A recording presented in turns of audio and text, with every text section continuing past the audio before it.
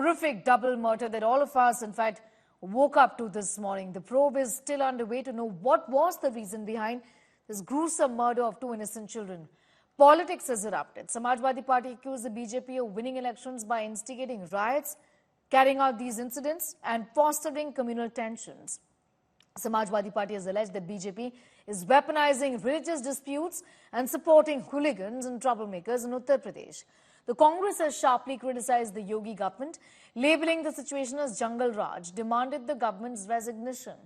BJP expressed shock over the Badaयूं incident, criticized the Samajwadi Party for politicizing the matter. The Yogi government reiterated its commitment to taking strict action against culprits.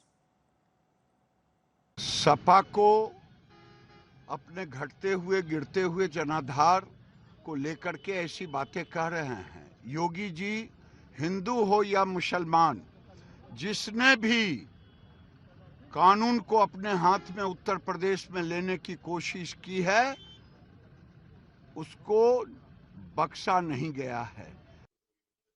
Badaun की घटना हैरान करने वाली है, रोंगटे खड़े कर देने वाली है, बहुत दुख उत्पन्न करने वाली है।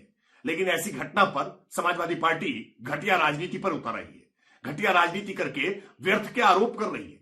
जबकि सच ये है कि योगी आदित्यनाथ सरकार ने ऐसे किसी भी मामले में पूरी कठोरता से कार्रवाई करने का हमेशा उदाहरण दिया है।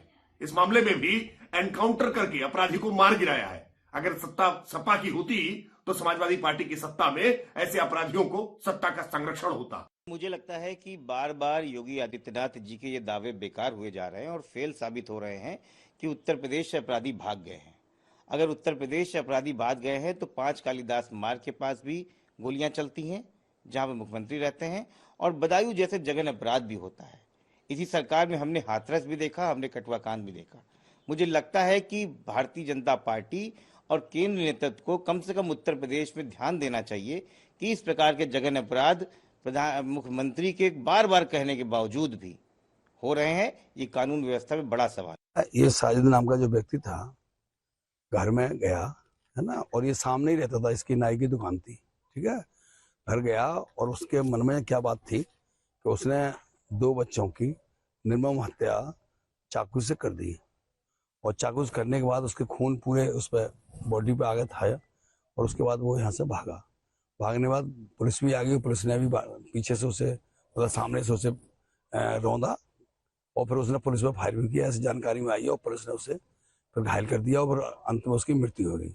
तो मैं कह सकता हूँ कि वास्तव में प्रशासन ने तुरंत पूरी कार्रवाई की। पुलिस ने अपनी मुस्तैदी से सही काम किया है। उत्तर प्रदेश में कानून का राज नहीं है।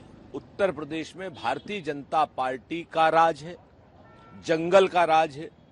इसलिए हर अपराधी अपने मन की कर रहा है और पुलिस भी अपने मन की कर रही है।